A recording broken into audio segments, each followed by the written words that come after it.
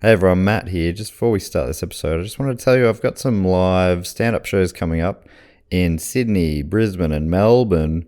The Melbourne one is going to be a live taping, so if you're overseas, hopefully it'll be something you can see down the track. But if you're in Sydney, Brisbane and Melbourne, I'd love you to come along. So got the Chippo Hotel at 7 p.m. on the 8th of June in Sydney, then 7 p.m. on the 9th of June at King Lear's Throne, my favourite pub in maybe the world, certainly in Brisbane. And then June 17th at 6:30 p.m. at Stupid Old Studios in Brunswick, which is, you know, my favourite place to be. So, yeah, hopefully you can come along if you're in or near one of these cities. It would be awesome to see you there. All venues are quite smallish, so I'm hoping that we'll be able to pack them all out. And, so if you're keen, I think you'll probably want to get onto the tickets pretty quick.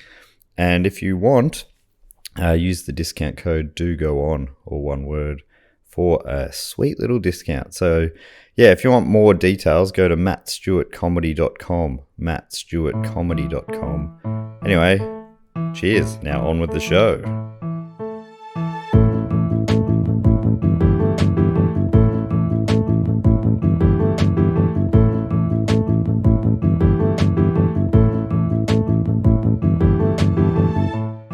Hello and welcome to another episode of Do Go On. My name is Dave Warnicky, and as always, I'm here with Jess Perkins, and you better believe it, Matt Stewart as well. I believe it, and I'm Jess Perkins. And I believe it, and I'm Matt Stewart. That's how he knows Matt Stewart is here. Yeah, they're the catchphrases we do every episode. All of them. I believe it. Woo! I'm Matt Stewart. I just accidentally hit my chair and I went down very quickly. What Down fun. What I fun go. we have. Yeah, that's right. We got chairs that go down here. Mine only goes up. Stupid Old Studios is pretty fancy. Dave, how does this show work again? Well, what we do is we take it in turns to report on a topic often suggested by a listener. And whoever's been in charge of the report goes away. Yeah, that's right. Whoever's been a good girl or top dog. Wow, they're quite different. Take your pick. You got two options. We go away, research the topic, bring it back to the other two who have no idea what the report is even about. Jess, it's your turn to be good girl / top dog. I choose top dog. Nice. And the top dog always starts with a question. Which event, named after the process of combustion or burning, occurred in April 2017? Fyre Festival. Yes! Well done. That's why you're on the top of the leaderboard. Because I was just thinking carburetor. Anyway. Yeah, you're too smart for your own good, mate. Yeah. Fire. I'm like a caveman. Hot fire. Who knows about fire? Burning fire. Hot. Yes, it is Fyre Festival. Fyre Festival. I'm very excited about this. I don't know too much about it. I never watched that documentary that was all the rage. I watched one of them. I watched the first one that came out, not the There's second one on Netflix and one that was on like Hulu. Yes. I'm not sure where that would be available in Australia. I rewatched the Netflix one. That's great that you didn't watch it, because a lot of this will be new information for you. I love that. I don't know really nothing about it except I've seen a photo of a shit-looking sandwich. Exactly right. But it also looked fine. We've got different standards on this podcast. I don't mind a cheese and salad sandwich. Yeah. But that looked shit. Oh, did it? Yeah. Well, I mean, it's no surprise that this has been suggested by a lot of people around the time, obviously, that the documentaries came out. It's been suggested by Jeff Wise, Rue Kadir, Rory Evans, James Bailey, Zachary Lindrose, Keith Ross, Jack Goods, Christina Nitsky, Rory Evans, Trent, Mandy, Alex Waite, Dominic and Lauren. So a bunch of different people have suggested that thank you so much. It was also, I think it was only a couple off being in Blocktoberfest last year. Right. It was quite popular in that vote as well. Well, it absolutely wiped the floor with this vote. I put up 3 topics. I did a keyword search in Jack the Hat McVitie for funny, and I chose three topics where people had described it as a funny story, because I was like, I feel like doing something kind of light, you know? Yeah. And this one had twice the votes. One of the topics didn't get a single vote. So No. Wow. And then this one, I believe, last time I checked, had about 65% of the vote. It's the one that didn't get anything. That is... That's a real indictment. Yeah. Can you name and shame? Mariah Carey. What? No one wanted to hear about Mariah. No one wanted to hear about Mariah? Yep. Bloody hell. They wanted to hear about Fyre. Unbelievable. Mariah Carey, very funny. Very No wonder funny. she was the key word. A notoriously funny person. Just always up to funny antics. Yeah. But we didn't get to hear about it. It's not a single vote. Not one. That's wild. Yeah. So anyway, Dave, I guess this will mostly be for you. Appreciate that. I feel like it's been long enough since it happened that if people did watch the doco that came out a couple of years ago, maybe it's not quite fresh. I definitely, rewatching it, I was like, oh, I forgot about that bit. Right. Yeah, I watched it at the time. Yeah. I've got pretty vague memories. Blink-182 were involved, I think. Yeah. Great, love them. And, yeah. Which I think Americans say 182. 182. Which you think would probably be correct if they are an American band. Yeah. So that on Are they an BuzzFeed. American band? About how different we are. It was crazy.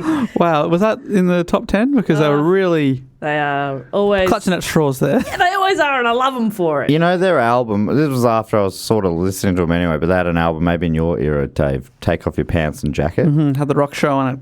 I only got the pun or the joke there when someone tweeted, I only just got the joke of take off your pants and jacket. I'm like, the joke in take off your pants and jacket. It's a fashion-related joke. Yeah. Because you're getting naked. I That's so silly, I assume they were wearing clothes underneath, so I didn't get it. What do you look like? You would never wear just a jacket, so what are you left standing there in a Exactly. t-shirt? Is that Yeah. the joke? That's funny. The mental image of somebody taking off their pants but still being there in like shirt and blazer, very funny. And shoes somehow. Oh, exactly. That's funny. They never mentioned funny. the shoes. So it is a good joke. It's a good joke. It's a good joke. Okay, so Fyre Festival. It all started with a man boy named Billy McFarland. Okay, man boy. Man boy. I sort of feel like He's Billy's. not a boy. I was going to say Billy's really only acceptable as a child, but Billy Connolly really makes it work, you know. So no judgment. You don't like Billy, apart from I that. love Billy. Billy Zane. Oh, okay. I take it back. Yeah, what about Billy Corgan. Gibbons? Billy Piper. Yeah. Yeah, what about, Billy Piper. She makes it work. I love Billy for a girl. Love it. Anyway. Is it short for something? Anna Yes. Billy. Anna Billy. Drop the Anna. It's Billy. And a Billy. Yep. So Billy McFarland grew up in New Jersey and told the New York Times that at age 13 he founded an online outsourcing startup that matched clients with web designers. So from a young age, he's like, "Ooh, where are the gaps in the market?" Love that. Good for him. I'm a tech genius. It's a real man boy. He's a real man boy. After graduating high school, he attended Bucknell University to study computer engineering, but dropped out in May of his freshman year. That's the one before sophomore, Matt. Freshman. To found. And we found out, for people who didn't hear the Oprah episode, that some people do say sophomore. Sophomore. I'm one of those people. You say freshman. To act as CEO for the short-lived online advertising platform Spling.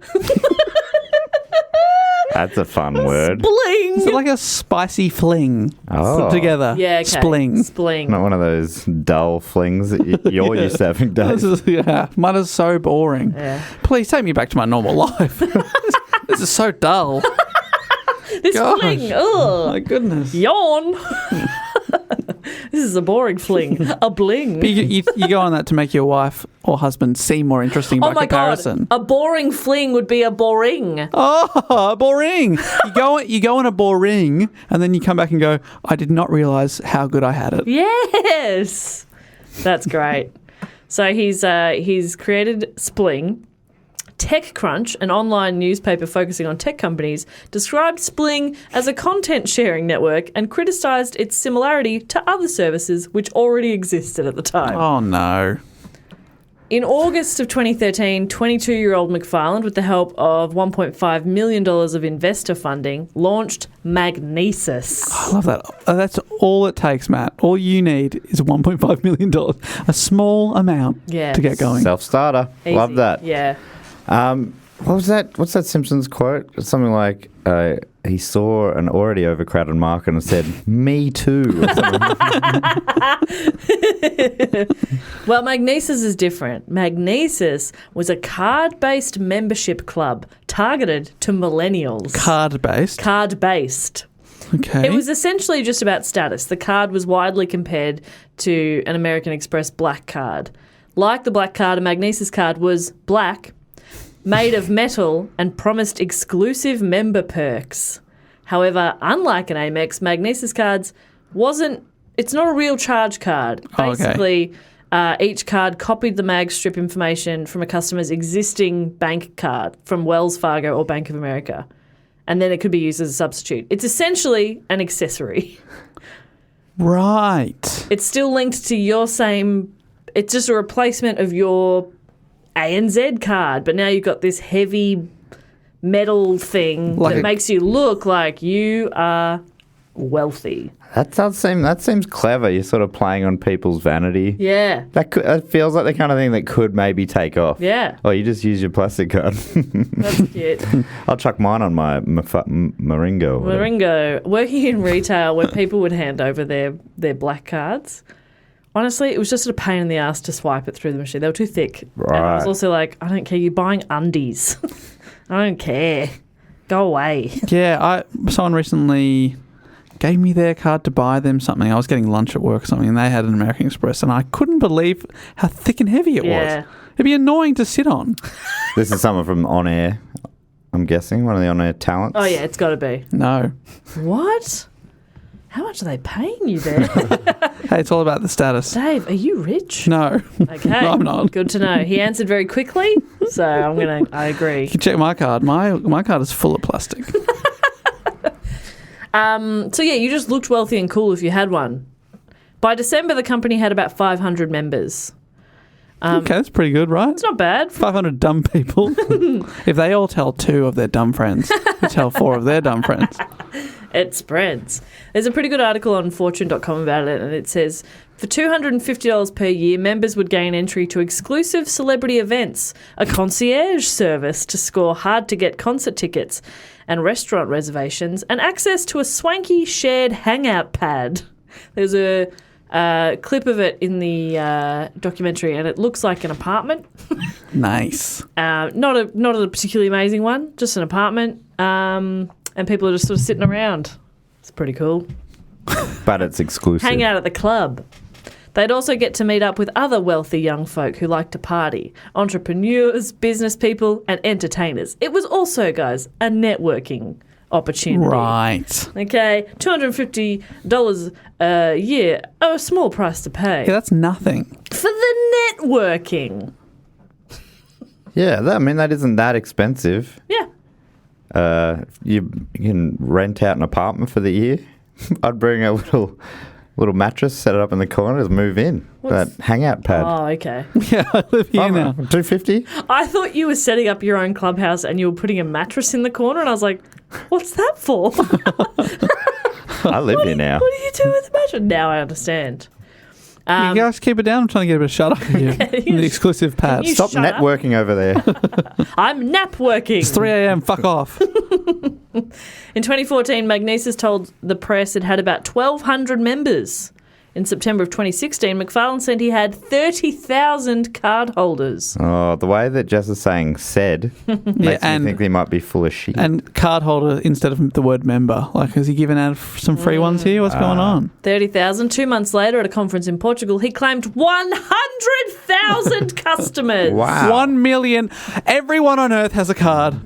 Everyone, prove me It's wrong. that exclusive. I don't have a card. Check your pocket. I do have a card.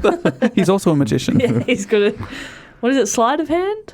Is that what it's called? Sleight of hand. I said slight. I thought you said slide. Sleight of hand. But he slides. He's a sleight of hand. He slides into your pocket. A card. And you your don't heart. need. Yeah. Slide on in. He's saying 100,000. 100,000. Quite a significant growth in a couple of months. 100,000 times 500, Dave. You know maths. What's the 500? Where's 500? That's 250. Sorry. Oh, yep. We'll wait. I thought this would have been easy for a mathematician like him. Is it 25 million? 100,000? I have no idea. Yeah, probably. It would start with 25, whatever it is. Yeah. There'd be a 2 and a 5 at the top. Well, let's just move on while I get the calculator out to double check myself. Dave's pulling out the abacus. I reckon if he's wrong in a second, we're going to hear, fuck! Oh, my God. It's not million, is it? Is it million? 2.5 million. 2.5. Yes, that makes more sense. 2.5 million. That makes No, it is 20. Hold on. I've done the calculation wrong. It's 25 million. 25. I was right, sorry. Embarrassingly, I typed in the wrong numbers. So I was wrong, just with my fingies. So if this is always true, lead you astray. That's right.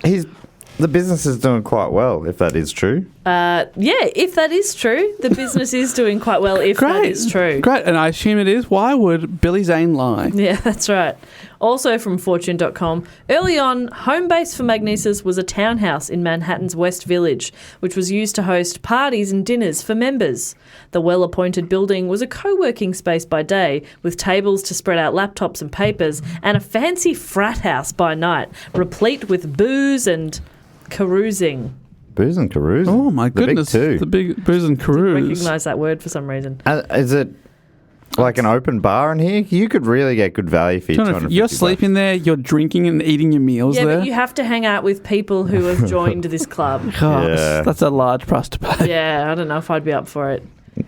McFarland conducted business meetings at the location, and he even made all the Magnesis metal cards on site. Did it himself. He's just in the corner. He's made 100,000, he reckons. Apparently, the landlord wasn't pleased. In a $100,000 lawsuit filed in 2015, the owner alleged that McFarland used a residential space to conduct commercial business, leaving the building trashed. McFarland damaged and destroyed several windows and virtually all the kitchen appliances and left the townhouse in a state of total disrepair, rubble and disarray, according to court papers. McFarland largely denied the main allegations in court filings. The case was settled in January of 2016. Magnesis subsequently decamped for a more traditional office further uptown in Manhattan's Chelsea neighbourhood. Right. Can you still drink and sleep there? I mean, you can do whatever you want in an office. I don't think they have HR, so Yeah, you probably can. Great, I'll just take that complaint and file it here, walks over to the toilet and flushes it. I just kind of, it's crazy that he's like in his early 20s and renting out this swanky apartment to run a business out of, but also partying out of it and trashing it. Sounds like he was just looking for people to help him pay his rent. Yeah, that's what he means.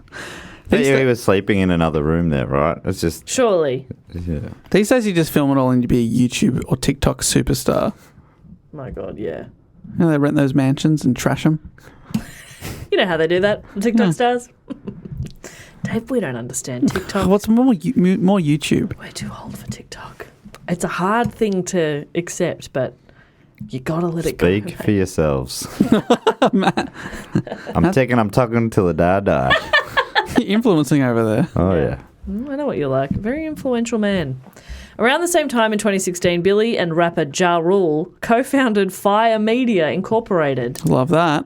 Has he just run into Ja Rule on the streets or? Well, Fyre Media all came about because through Magnesis, Billy would throw parties and events, and one time he tried to book Ja Rule, and it proved to be very difficult. Wow. Yeah, he got onto this guy on Instagram, paid him $500. Then that guy sent him to a different guy who wanted $1,000, and then in the end, didn't even get through to bloody Ja Rule. So It is hard to book Ja Rule for a gig, but very easy to start a company with him. He'll say yes to that. Yeah. Does he just hate performing? No. He loves it. No, so what they were coming up with Fyre Media was a talent booking process, like a service, like an Uber for booking talent. Right. Reach out. Hey, Ja Rule, it was really hard to contact you. We should create a thing where it's easier for me to contact you. Yeah. And Ja Rule's like, not just me. How about all my friends as well? Yes. And Billy's like, I mostly just want to get a beer with you. Yeah. Ja Rule. But I guess if you want to bring some friends, I'm not going to say no. I'm not rude. Do you call him Ja? Ja Rude. Yeah. Yes, genuinely, yes. Really? Ja. Everyone just calls him Ja. Yeah. Love that a lot. His name's Jeffrey. What's Ja Rule? What's some of the songs? I'm sure I'd recognise. Living it up. Oh, yeah, okay. Is that him? I don't know. Is that a song? I don't know. Everybody here, living it up, bum, something, living it up, bum. Oh, yeah. I think. And is he also in Fast and the Furious movies? Is that Ja Rule? No. I don't know. I don't know. I don't know. You thinking of a different rapper, Dave? Oh, No, he might be. Yeah, I think you're right. Oh, fuck, I don't know. I'm putting it all on the line here. What's he done? Let's see. Filmography. He's in Fast and Furious. Thank goodness it is Ja Rule. Yeah. That's I know him from the song that Matt sang and then from Fast and Furious. Great. Well, if the song that I sang is right. Yeah, it could be wrong. But I don't know. Sorry, I didn't mean to derail. I thought that it would be quite famous, like, so obvious to everyone else that you would just answer straight It's just away. not a name that I've heard for a long time, Yeah, fair enough. But Always on time. It's called Living It Always on Up by Time. Ja Rule, yes. Yeah. I gave you my heart, baby, be mine. But I'm always remembering just the backing parts. I'm not remembering Ja Rule in there. Does that make sense? Yes. Though he did say everybody living it up. Okay. Oh, that was him. Yeah, that's his thing. Great. Sorry to derail. No, but now I know who please. we're talking about. Great. Yes. So, yeah, they'd identified a gap in the market and wanted to create a smoother talent booking process for parties, events, festivals, etc. After putting together a team and working on the project for a few months, the discussion turned to how to promote the product. The idea of a festival or a concert was floated, the intention being to invite a bunch of industry professionals, chuck on a little show. Great. This idea was taken and run with, quickly escalating to be a luxury festival held in the Bahamas. Beautiful. Yeah, beautiful. The island in question was Norman's Key, which had previously been owned by Carlos Leda Rivas, who was a kingpin in Pablo Escobar's cartel. Oh. Definitely butchered that name. Sincere Kingpin. apologies. Oh, no. Billy immediately told everyone the island was Pablo Escobar's, which it wasn't. The current owner leased the island to Fyre Media, although Billy told people he had bought the island. But the owner had strict conditions that they make no reference to Pablo Escobar. They were trying to improve the reputation of the island and didn't want its history to be mentioned. It's Right. not relevant to what you're doing. And Pablo Escobar never owned it. Never owned it anyway. Just Somebody who his worked- associate. Exactly right, yes. So just keep that in mind. Okay. That little fact. Oh, it's Relevant. Right. They've been asked to not say anything. Do not say Pablo Escobar. Great. Love that. Okay.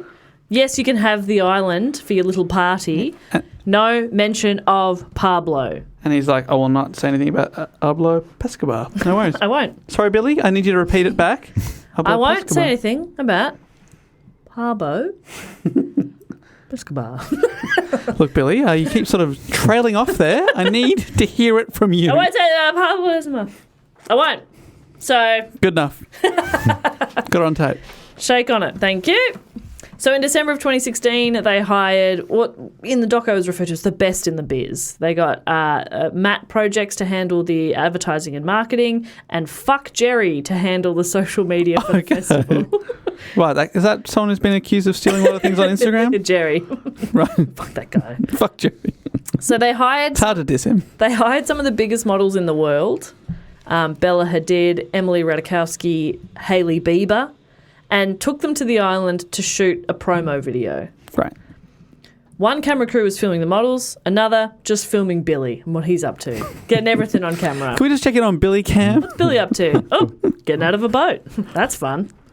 The whole shoot was essentially just a party. They were drinking all day and doing whatever they wanted because, in Ja Rule's words, we're spending so much money we can do whatever we want. Right. He's living it up. You could say Ja Rule is living it up. We're spending so much money we can do whatever we want. Exactly, yeah. What does that mean? So basically, in that part of the documentary, one of their chief marketing officers is trying to arrange a shoot where they all go and pat some wild pigs. Okay. And somebody on the phone saying we can't do that. And Ja Rule is saying we're spending so much money. If we want to go see the pigs, we can see the fucking pigs. Oh, because there is there's a famous beach in the Bahamas, right, with wild pigs. I think so. Yeah. You making stuff up again? No, that's true. You can definitely go there. But they're told, we're not going there. Yeah. Right. And he's like, we're spending so much money. Yeah. If I want to see some fucking pigs, I'm going to see some fucking pigs. Wow. Which is a great point from Ja Rule. From Ja. From Jar. Great. We're on a first name basis. Jeffrey. So yeah, they're just partying the whole time. There's footage in the Netflix doco where Billy is just passed out on the beach in the middle of the day. There's just cameras and stuff. There's shooting around him and he's just there still clutching a beer, passed out on the sand. Billy. Billy. There's other footage is just Ja Rule yelling at the models to get in the water, bikini optional. So that's fun. Is he yelling that out? Bikini It's option. nighttime. They're just all sitting around a fire, and he's like, let's get in the water. And the girls are like, I don't want to get in the water. He's like, get in the fucking water. He's really gross. Oh, my God. That's Billy. No, that was Ja Rule. Ja Rule. That's Ja. And, of course, the toast that Ja Rule loved to make. And this was cut a few different times. So he's obviously made this this toast a few times. Oh, yeah? Said, here's to living like movie stars, partying like rock stars, and fucking like porn stars. Oh, Jar. Yeah. Jar's no good. He's like, that didn't go down so well last time. I'm going to say it again. I'll try it again. Gruff crowd. Here we go. It's the same funny. crowd, but they'll warm up to it. I said. I'm spending a lot of money. You will laugh at my jokes. Oh, man. But yeah, this whole party promo worked. The press, just around the fact that these supermodels were on this trip together, was picked up and started to spread. So the promo video comes out, and it's really just selling a dream, a luxurious paradise escape where anything's possible. It's just got the girls on the beach, they're on yachts, they're on jet skis, they're swimming. It's beautiful, And then it sort of cuts to like big crowds and DJ sets and stuff. So it's like, it's an island, luxurious, amazing, fun holiday. You'll get a tan, you'll party, it'll be so fun. Great, I'm in. When can I go? Oh, Dave. Oh, no. Sounds great. Text with the video promised an immersive music festival, 2 transformative weekends on the boundaries of the impossible. Love that. What does immersive music festival mean? Dave, it's immersive. I mean, what festival are you not immersed in? Why do I have to explain this to Sorry. you? It's an immersive music you're right. festival. That sounds great. You're immersive. It's like water. It's the festival's like water. Right. You just jump right in. Bikini optional. The festival's bikini optional. Absolutely. You don't have to wear a bikini if you don't want to. Oh, well, I will. So on December 12, 2016... Take off your bikini and jacket. Does that work? Oh, yeah. Because sometimes you get a bit chilly in a bikini, so you put on a little jacket. Yeah. But then obviously you want to get into your pyjamas at night time. Yeah, You've got to take them off. Yes. That So you makes can sense. dry your bikini, Yeah. get into your pidgeys. Your pidgeys. They're your pigeon-themed pajamas. Yeah. Your pidgeys. Love it. I'm a busy woman, Matt. Don't have a lot of time for full words. Like to mash them together where I can. So December 12, 2016 was the day. Kendall Jenner, Emily Ratajkowski, and hundreds of other influencers paid by Fyre simultaneously posted to their Instagram feeds a video with a thumbnail consisting of an orange square and a logo made of stylized flames. They basically just posted orange tiles. So it's just a square, like an image. Just orange. Not even a video, right? Yeah. It's a kind of a bit like Gabbo is coming. Gabbo, Gabbo, Gabbo. And you're trying to... You're like, what is this? Whoa. Yep. Whoa. Yep. And they're like, Fyre Fest. Oh. It's like that ad campaign in the early 90s where Dipper was working out his finger. 1, 2, 3, and he's just stretching his finger out. And you didn't know what it meant. And then it turned out it was pokies were coming. Oh. What an anticlimax. Do they pay Dipper with a tile? Did Dipper get a Fyre Yeah. tile? Well, I really hope so. how much do you think you would, as if you were an influencer, how much would you charge Fyre Festival to post an orange tile on your Instagram? It might take you upwards of a minute and a half to post. And to be honest, if you're Kendall Jenner, you're probably not even doing it. Absolutely right, yeah. One of your assistants probably is. Yep. 100K? Dave? Is this for everyone or the top person? This is Kendall Jenner. Kendall Jenner. $500,000. 250,000. I went too high and I made it look bad. I've done that thing. No, but still 250K That is just for the one post. Oh my goodness. Yeah. How are they ever going to make the money A back? fantastic question. Because in some ways they've done, they got the hype up and they're on their way to getting a crowd to this thing, but they sell all the tickets. They're never going to make the money back. I don't understand. Yeah. Other tickets, I guess that's the point. Other tickets $250,000 each. Oh, that's great. Because if they sell one ticket off Kendall Jenner, they've broken even. I mean, they're not cheap. But overnight, And you said hundreds of influencers. They're probably not all charging that, but still, if they're charging, 10 grand a pop. yeah, you've spent so much money. Well, And yes, they've paid these influencers some money for the post, but they've also made some promises to them. And I'll talk about that later. oh, okay. Hey. So overnight, the Fyre Instagram blew up, was attracting a lot of attention, as was the website, which offered so much to potential festival goers. In terms of accommodation, there were rustic tents, which were like glamping, a bit fancy.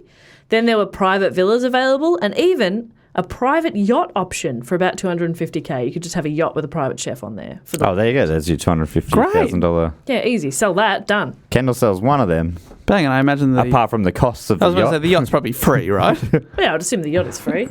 Yeah. You get it for free. And You the get chef is free. Yeah. Yeah, exactly. The yacht staff would be free. Yeah. The Yacht's Costs, fuel. yeah. they're working free. for exposure. Yeah. Yeah. Exposing their yacht. Within 48 hours, 95% of the tickets were sold. Wow. But some problems were starting to occur. Oh, no.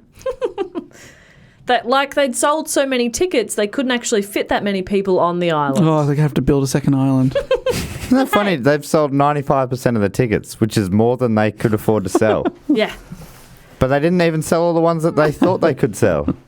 And then they got to 95%. They went, hang on, we should probably do some sums. Oh, hang on. Oh. Have we done any sums yet? Any sums? Get the calculator out. Guys, 15s. guys. Don't get me on the calculator. They probably did. They'll figure it out. They have heaps of people working with them who know the island and who are making some very good logistical suggestions. Okay. Great. So what do you do with handy people like that? You fire them. What? That's not what I would do. Yep. But is that like a thing like where the Fyre Festival, we fire people? Is that what that makes means? sense. They literally set them on fire. Yeah, exactly. So a recurring theme throughout this entire story is that someone says, hey, maybe this isn't a good idea, and then they are no longer required. You're fired. Oh, So yeah, not right. listening So to it sounds- logic. a little bit like the one that Naomi Higgins talked to us about. A lot of people got Yes. fired. Any naysayers were fired. Yes, Elizabeth Holmes. Holmes. See? Teamwork. Teamwork makes the dream work. Thanks for nothing, Dave. Matt and I got that one, thank you. Yeah. Hey, I'm here keeping score. One of the biggest problems was that in the promotional video, some big old text tells viewers that the island was once owned by Oh. Pablo Escobar. So what? They were told not to do that. Yeah. They were told not to And do how are that. people being told that? In the promotional video, which has gone viral. Oh, okay, right. Big old letters. Oh, did that slip in there? I told them not to write that. It was not owned by Pablo Escobar. Do you think that's the thing that got them over the edge to selling 95% of the tickets? Like, is it the kind of thing that even needed to be in there? Yeah, I doubt it very much. I don't think that would be a selling point for me. But, I'm not the wealthy elite. That's right. So the owners of the island cancelled their arrangement with McFarland soon after. Oh, no. Now So they were have. kicked off the island. Now they got nowhere to put these 95% of sales. Yeah. So they're kicked off Norman's Key, and they only had 4 months before the festival happened on the 28th of So April. that island they did have, they would have been able to do the yachts and the glamping and everything. That was all kind of set up. It's still... they still didn't... no, they didn't have enough space. Right. And there wasn't much infrastructure there, so I think they were going to have to sort of build a lot of stuff. But now they've got to find another place. Yeah. And hope that this next place has a bit of infrastructure. Yeah, and this is 4 months out. They don't have a venue. Oh, they booked Woodstock only in a couple of weeks. They'll be fine. That's it. Yeah, I think these sort of people are going to be happy with Woodstock-like conditions. Yeah. On an island. $250,000 for a yacht? Yeah. Well, we got you a little rubber dinghy. There you go. Free love. What do you reckon of that? That's a bit of fun, isn't it? Just take a lot of drugs. Take a lot of drugs you won't even know. Worked for your mum and dad. After several small islands that seemed like likely venues were turned down, and with only 2 months to go before Fyre Festival, so they just lost a lot of time in there looking for a new place, the government gave McFarland a permit to use a site on Great Exuma. In reality, the festival was now going to be in a remote parking lot north of a Sandals resort and a nearby marina where locals' boats were stored. And this Oh, is, there's boats There's there. good. That's And good. storage. There's a bit of storage. People need storage. Yeah. Is this still in the Bahamas? It is, but Okay. Great Exuma is not a private or remote island. Instead, the festival was scheduled to take place in an abandoned resort development. It's just a big empty block on a fairly big island. That's better. It was going to be a resort. That could be something. Yeah, this was going to be Pablo Escobar's resort. Yeah, don't say that. Material released on social media continued to promote the falsehood that the festival was being hosted on Pablo Escobar's private island, with maps of the site altered to make it appear as if it was an island unto itself. Oh, There's a place called Roker's Point, and it's so it's obviously just like this little section of the bigger island, and so they just kind of, when drawing a map, just cut that off. Like, yeah, and that's another bit of beach, obviously. Right. So, like, to get there, you get on a boat and they drive you out and then drive you back. And they go, welcome to the island. There you go. And you go, we got on over there. Yeah. Well, I can see people getting on the other ferry. They could And- just walk here. welcome. Welcome to the island. Enjoy yourself. So now they're on a different island in an abandoned concrete development site with no infrastructure and less than 2 months before the festival was to begin. The technical production company were contacted around 45 days ahead of the event to set up stages, audiovisual, everything. 45 days. So they hadn't been booked in before that? No. Oh. They didn't think at a music festival, they didn't think of stage, sound. No. Didn't think of that. They'd also booked the festival to run at the same time as the National Regatta, the busiest weekend of the year on the island. Oh. The population of the island doubles, and hotels are all booked 12 months ahead of time. But 500 of the guests had selected the villa package. So now the organisers are trying to find Airbnbs and houses to accommodate their festival goers. Shit. They'd oversold the tents as well, and all influencers who had posted an Orange Square on Instagram were promised, in return, a private villa right on the beach. Oh, and there were hundreds of them. There was about 250 of them, and those villas did not exist. Oh, no. Yeah, I mean, you were paying them hundreds of thousands of dollars. Why are you promising them another thing? Exactly. Guess it'd be good for them to have the influencers there Exactly. posting photos, I guess. But Because, I mean, their plan is that it's going to succeed and that it's going to continue. yeah, So, you know, having a really good first year probably sets them up. right. Get all the influencers in, them posting photos, people will be wanting to go next year. Great. Well, hopefully we can get there one day. It'd be good to. I'll send an email, see if we can do a pod there. Oh, live podcast. Do you reckon they'll give us a free tent on the beach? At a very bougie festival. Yeah, I'm sure we have some listeners Yeah, of that demographic. sure. Hello to Kendall. Yes. And Kendall, if you could up your Patreon That'd be great. by a lot. $1 a month, I mean. Come on. Come on. Come on. I mean, we appreciate it, but come on. We know you got more. In the doco, one of the guys, Mark Weinstein, is a music festival consultant, great job title, who was brought in late in the piece to assist, and he was urging Billy to cancel the influencers, seeing as they're not paying and there's nowhere for them to stay. He was like, tell them not to come. Yeah. When that was shot down, he told them to cancel some of the ticket holders because, again, there was nowhere for these people to stay. The response, which a lot of people got, was, we're not a problems-based company, we're about solutions. You need to be positive. I mean, but he just gave you a solution to your problem. Exactly. Positivity is great. It's not a solution. Was that guy told he was no longer required after this advice? Pretty much. No, he stuck around for a bit longer, but regretted it. But what do you do when you're overcommitted and you're out of money? You get more from attendees. Oh, well, they sold more tickets. Well, on April 22nd, a week out of the festival, attendees received an email reminding them to load up their festival wristband, which would act as their wallet for the weekend. That's right, it's going to be cashless. Oh my God, it's itchy and scratchy money. Yeah. So you load up it's like a little, it looks like a smartwatch kind of thing. You load that up and then that's how you pay for food and drinks and whatever you want around the festival.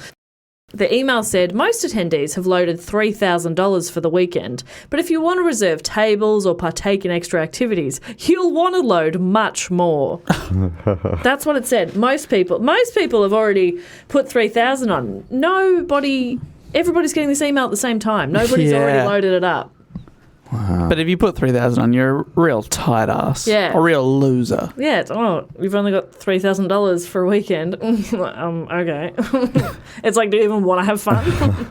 Like, do you even belong here? And you said this is a week out? Yes. So how's everything looking at this point? Oh, They mate. built some villas? Oh, Maddie. Built some stages. No.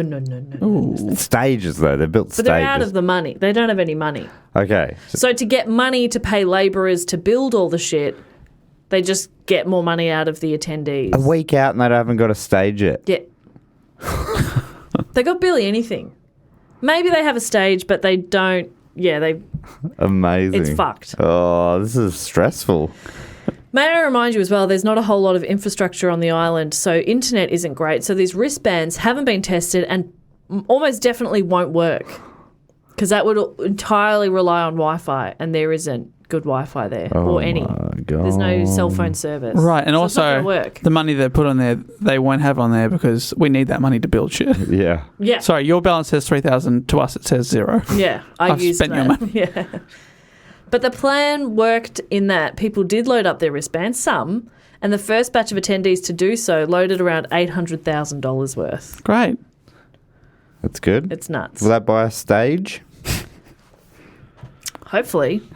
So, 250 villas. yeah, we're about a week out. They don't have enough tents. Around 350 people do not have a place to Okay. stay See, yet. tents feels like one of the easier ones. Go to the shop, Yeah. buy some tents. Well, they were using it rather than the fancy glamping things, and I think I have this written down somewhere, but rather than the fancy glamping tents, they're just using leftover hurricane tents. They're just like little domes, Oh, yeah. and it is quite hot there. So it's not going to be good. About 350 people. This is 10 days out. 350 people do not have a place to stay yet. They do not have enough beds. But they don't know that, the people. No, God no. And they're not Houses- thinking about just cancelling their tickets. No. They're just going to see what happens. Yeah. So houses that have been booked haven't been paid for yet. So there's people that have rented out their homes and they haven't had any money. So The good thing is that Instagram influencers and that sort of stuff, they're going to come and just be okay with downgrades that they haven't heard about. I'm sure they'll be sleeping on the fine. ground. Yeah. Oh, so casual. Yeah. I'll go with the flow, I reckon. That'll go well. And they won't say anything about it online. No. So the brand will still be fine. Great. And that's all I care about. The brand. Originally, there was a $6 million Star catering contract that had been arranged, but they didn't have $6 million, so Billy fired the catering company. Again, this is like 2 weeks out. The festival had promised uniquely authentic island cuisine, local seafood, Bahamian-style sushi, and even a pig roast. But now they had no caterer. For 5,000 people they're expecting. Okay. Well, how much does a fishing rod cost? Well, get out there. Get out there! This is, experience Learn it. a new skill. There's no more local food than that food right there. And there's no hunger like the desperation of That's right. you're going to starve. So now, we're about a week out, no caterer. Glamorous tents are actually leftover hurricane tents with air mattresses in them. People are asking questions on social media because there's no information provided about their accommodation or logistics, and no one's getting an answer. So all the social media posts, people are asking very legitimate questions, just like, hey, because they did have like a floor plan of what your fancy tent would look like, and then they took that down, probably at the point they realised they could not provide those fancy tents, and then people have said, sorry, could you give us like a floor plan just so we know what to bring? Like, I don't know what to pack because I don't know what you're providing because you haven't put that anywhere. And I love the idea of people being like, a legitimate question. Can I get a floor plan for the tent? yeah, it's pretty funny. But you're spending so much. Right. And then it's like glamping. So they're also sort of asking, like, are there PowerPoints in there? Like, what? Oh, okay, yeah. Should I be bringing my hairdryer? Yes. Yeah. Important questions. But so they're not getting any answers. Billy's just ignoring this. The social media team were told to delete any negative comments. Always good. Just delete them all. It's got to be a great dictator. Yeah. And then eventually just turn comments off altogether. Great. No longer people can't People comment. cannot ask you questions. So cancelling the festival wasn't an option. It absolutely was, but it wasn't because... Feels like even still the best option. Yeah, agreed. Because Billy was in so much debt to investors and didn't have any festival insurance, so the show had to go on. Basically, if he didn't get some of the money back, he's fucked. Like, he's just absolutely cooked it. Now, everyone's favourite part of the doco, of course, and Dave, you might have seen memes or clips or parodies of this at the time. Customs refused to release 4 containers of Evian water unless they were paid $175,000. Billy called Andy King, an associate of his who was helping him with the festival, and asked him to take one for the team and go down to customs and suck dick in exchange for the release of the water.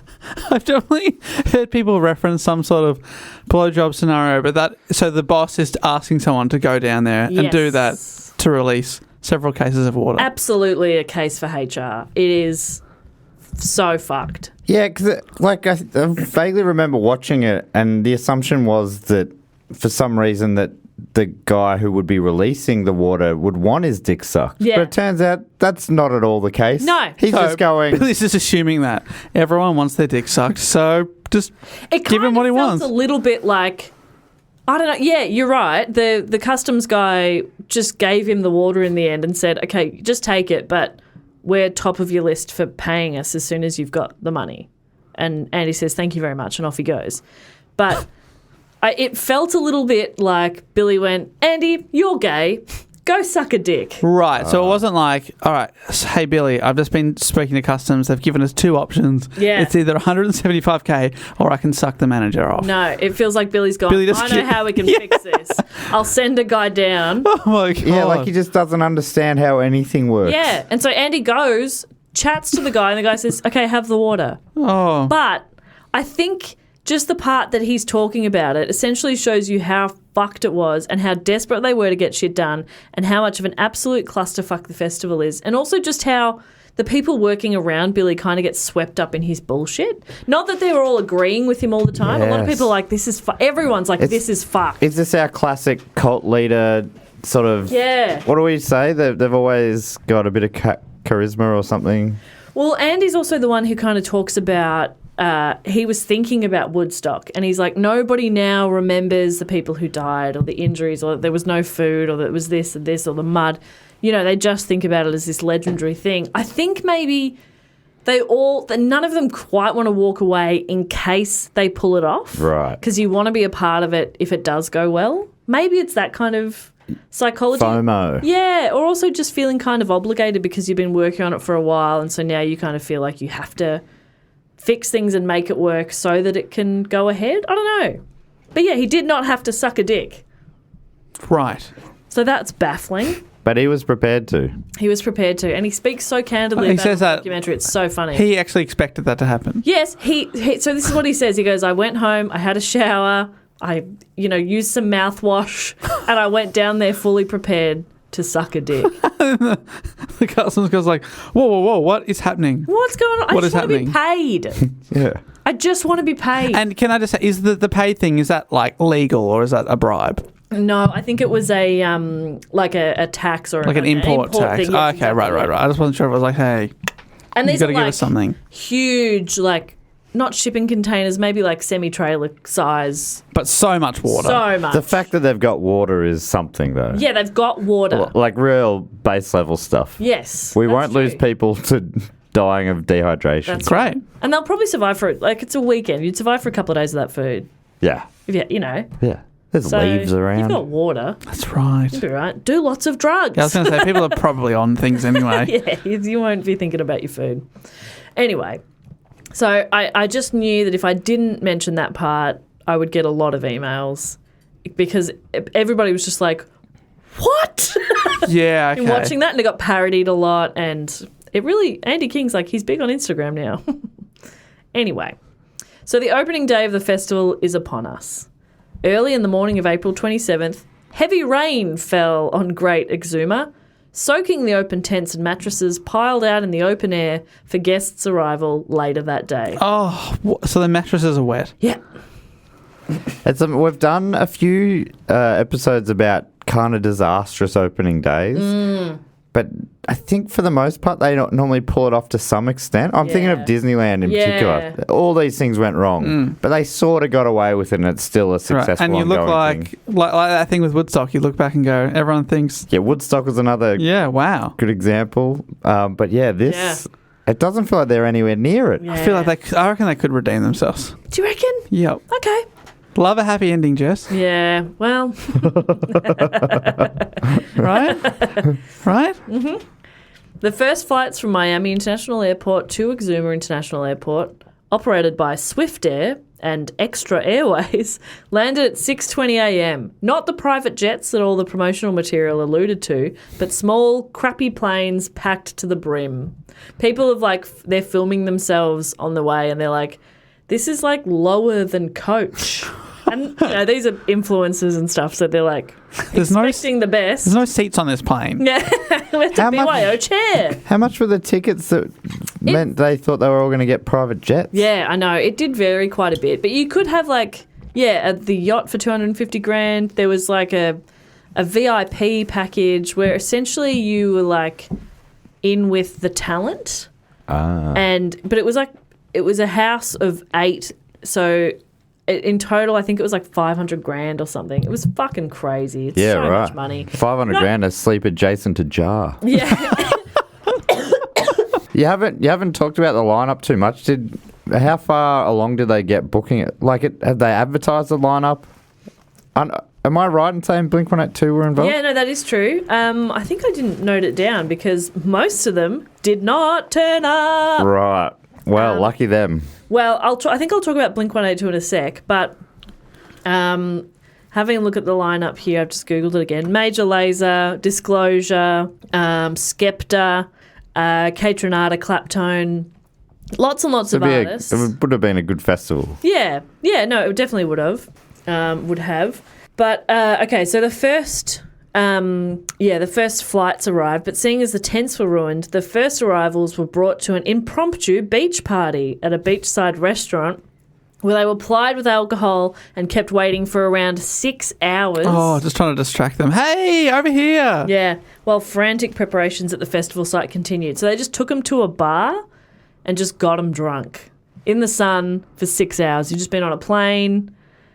Were they going with it? Hours. For a bit, yeah. They were kind of like, oh, yeah, cool. And then after a while, it started to sort of click for a few people that something's not right. Right. Later arrivals were taken directly to the grounds by school buses. Private school buses? No. Those big yellow bad boys. Driven by celebrities. Jarvis at the wheel. He's like, I was in Fast and the Furious. I can drive pretty quick. I can drive quite fast. Where's the NOS on this thing? Where's the NOS?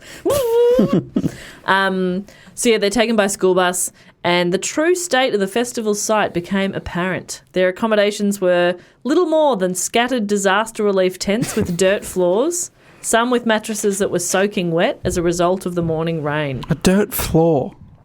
Lockers for their valuables were still being unpacked as festival's attendees arrived at the site. All these lockers, and they're on their side, piled up, still wrapped in plastic. There's nowhere for people to put their stuff. Luggage was brought to the site in a semi-trailer at around 8 p.m. with no organisation or logistics, and people were just told to grab their bags. Oh, shit. There's hundreds of people trying to find their bags here. And then help themselves to a tent. No planning or allocation, just a free-for-all. Even some people are like, I paid $200,000. Do I get a better tent? No. Attendees started to post on social media highlighting the issues such as no lighting to help people find their way around, an unfinished gravel lot, a lack of medical personnel or event staff, no cell phone or internet service, not enough portable toilets, no running water, and heavy-handed security. These problems were exacerbated as the festival had been promoted as a cashless event, leaving many attendees without money for taxi fares or other expenses. Like if they wanted to get out of there, they couldn't. They didn't have any cash on them. The tweet that broke the internet, though, was the most depressing sandwich you've ever seen, which you mentioned, Dave. The tweet read, the dinner that at Fyre Festival promised us was catered by Steven Starr is literally bread, cheese and salad with dressing, and the photo is exactly that. And it's not like it doesn't look like a sandwich. It's just 2 shitty pieces of bread with some cheese not quite on the bread, and then there's salad over in a corner. Oh, yeah. Yeah, I'm looking at it now. Yeah. I mean, I would still eat that. I mean, I'd put it together. Yeah, and it looks like, like Kraft Singles cheese as well. Yeah, it doesn't look. It's not great. But the salad looks freshish. But again, when you've been told it's going to be this like 5-star dining experience, and you've paid so much money, and some of these people are probably quite wealthy, but others are probably like really saving or putting this all on credit cards to for the status, for the Sorry, are they putting on their magnesium card or magnesium?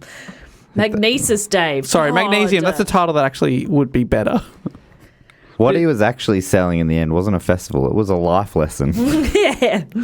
Yeah, prankster. In the doco, one guy points out that a bunch of very famous models posting orange tiles on their Instagram is essentially what built the entire festival. And one kid with a few hundred followers posted a picture of cheese on toast and pretty much destroyed it. So the festival, it just became a real clusterfuck from there. People didn't have places to sleep. It was just a big old mess. Eventually, the festival was officially cancelled. It was all in that same night. You cancelled on night 1? Yeah. So I think I read that like a local band, because I think it was sort of like the night before. The festival probably starts the next day. But you know how you often get in the night before? Yeah. And there might be like some light entertainment on, and then, the next day is the main thing. I think a local band like performed for a bit, but that was it because Blink-182 pulled out the day of, and other acts just did not turn up. I think they were just like, oh, that's a clusterfuck. So anyway, they definitely could have cancelled before hundreds of people had arrived to a remote island. So now... Not that remote, though. Not that remote. One of the good things about it... Not that remote. At least it wasn't that remote. But it's still very hard to... it's not like you could just go to the airport and get on a flight. Right. Because the flights had been cancelled. So... Well, just use one of their private jets. Yeah. Most of the attendees were stranded. Flights to and from were cancelled, and the first flight back to Miami boarded at 1:30 a.m. the next sort of morning, but was delayed for hours due to issues with the flight's manifest, and it was cancelled after sunrise, and passengers were locked in the airport terminal with no access to food, water or air conditioning. They're just stuck there. Oh, what a nightmare. Can't go anywhere. The flight eventually left Exuma later that morning, and more charter flights to Miami departed throughout the day. The Bahamas Ministry of Tourism apologised on behalf of the nation and denied having any responsibility for how the events unfolded. Like, it's not their fault. The workers who constructed the site and who had worked at the restaurant that provided meals for the festival were never paid. And Marianne Rowley owned the restaurant at Exuma Point in the Bahamas that was hired to cater. She was an audience favourite when the doco came out, and she broke the hearts of viewers when she said that she was out of pocket around $50,000. Oh, because she was feeding people. She had 10 staff working 24/7 to be feeding staff, to be like they were cooking constantly, and then everybody just fucked off. There's a whole bit in the doco which it was sort of hard to get all that much information out of, but essentially when the festival got cancelled, it was official, all the workers turned up at this house where Billy and all the head honchos were staying and said, they just stood out the front pay us. And so everybody fled. There was talk of from the people, the workers sort of saying take them hostage. Hold them for ransom. It was like there was talk of it getting violent.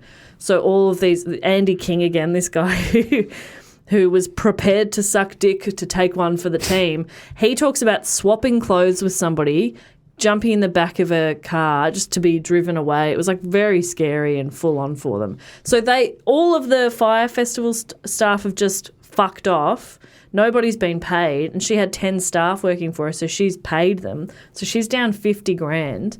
But after the documentary was released, a GoFundMe was set up and raised $140,000. Oh, wow. That's great. So that's a little she bit actually of made a nice. real profit. Yeah, she's doing very well. So that's a nice little bit of good news in it. So Fyre Festival announced that it would offer all attendees a choice between a full refund or VIP tickets to the following year's festival. I love a VIP. I love a VIP. You can have VIP tickets to next year, which, funnily enough, never happened. What? I know. I reckon that most people would have asked for the refund. Yeah, did they get it? Probably not. So also, let's keep in mind, the whole reason this festival happened was because they were trying to promote an app. Oh, that's right. They didn't even... This isn't their main thing. No, it's not. But while the festival was happening, a whole team of people were still in the States working on the Fyre app, which was the whole point of this thing. So the festival falls apart and Billy comes back to the office and fucks everyone over. It's in the doco. It was recorded. He says, "We're not firing anybody. We're just letting you know there'll be no payroll in the short term. There's no official employment." And one of the staff members is like, "So you won't fire us, which means we'd be eligible for unemployment benefits. You're just making us quit and therefore we're not eligible." So he's just fucked them right over. What's in it for him doing it that way? I have no idea. Probably nothing. I don't know. Jesus. There's just no payroll at the moment. So everyone's fucked. He doesn't like negativity. Yeah. That's Small positive if you just wait. Surely that counts as being fired. Yeah. So they should be eligible for unemployment benefits. So as a result of the festival, Billy McFarland and Ja Rule were the subject of a $100 million lawsuit in the state of California, with Ja Rule later being dismissed from the lawsuit by a judge in July 2019. The lawsuit alleges fraud, breach of contract, breach of covenant of good faith, which was basically partly due to the inadequate catering and the incident where attendees were locked in the airport, and negligent misrepresentation. In April of 2021, only a month ago from the time of recording, a potential $2 million settlement with class members was proposed, in which each of the 277 ticket holders who joined the action would receive approximately $7,000 each, or $7,200. The proposal had not yet been approved by a judge. A hearing was scheduled for May 13, 2021. That's today. Whoa. But we're ahead, so tomorrow in the States. Oh, so it's ongoing. Yeah. But by the time the episode comes out... It'll be out there. Yeah. I know. In addition to the class action lawsuit that was filed in May of 2017, 6 federal and 4 individual lawsuits were filed in relation to this festival as well. In July, this is fun, in July of 2017, McFarland was represented by a public defender at a bail hearing after his previous legal team had not been paid enough to continue to represent him. So he's got no cash. Have I ever paid anyone? No, absolutely not. That's how he's so wealthy. If you'd never paid rent or bought anything, you'd be so rich. True. Oh, yeah. You know when you look at your bank statement and it says how much money you've put in, you're like, how? Where'd that go? You get your tax at the end of the year. It's like, you made this much. I'm like, no, I didn't. Why am I so poor? Why don't I have anything?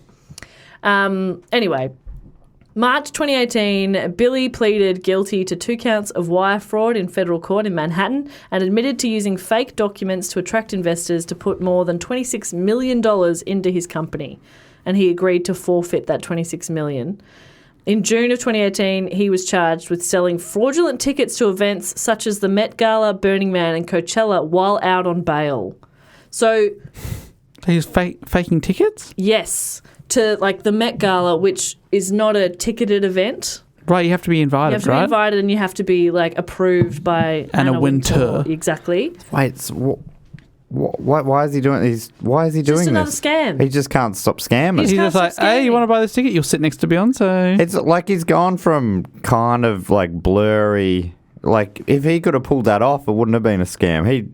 Was he intending for that festival to be like that the whole time? No, I don't think so. But Magnesis, I think you just get too stuck in it. Because Magnesis was it was one of those things where you could get tickets to these exclusive events at a discounted price, and people would do that, and then the day before their tickets would be cancelled.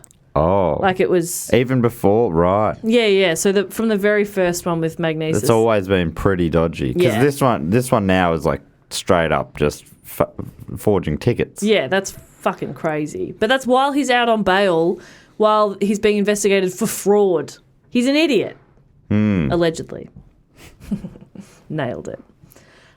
So in October of 2018, he was sentenced to 6 years in federal prison. He's currently incarcerated I did not know that. in Ohio. Oh, the great state. Oh, he must feel lucky. That is like, if you're going to be incarcerated anywhere, I'd be incarcerated there.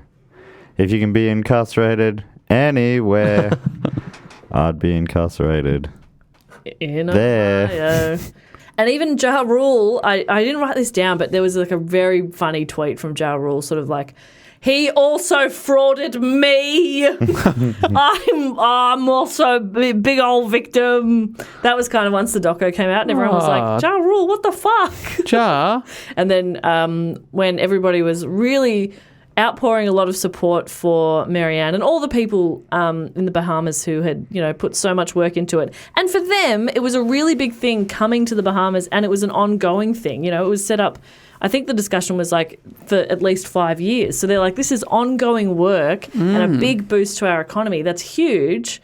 And then she's lost all that money. So when people are like tweeting about her, Ja Rule was like, "Oh, I'm so sorry. I'm so sorry. No, we didn't mean to hurt anybody." I thought Ja Rule was going to be like, I've also set up a GoFundMe. For me. Yeah, it's been really hard. Go fund Ja. Go fund Ja. It's a new app. We're actually having a festival to launch it. But anyway, and one of them, Mark, one of the guys in the doco, he sort of says like, he just wouldn't be surprised if in 10 years' time, Billy's doing something very similar that probably will end in a similar way. Yeah. Do you think... Feels like he doesn't learn. It's so well publicised now. Yeah. You'd think that people wouldn't fall for it again. Nothing like this, anyway. You'd hope so. He might have to go to a different market. He's done young people now. He might start defrauding the elderly. Yeah. Just going door to door. Woodstock 2030. But he's only like 29, 30, so he's got plenty of time ahead of him to con some more people. So maybe that can be a fun update I can do one day.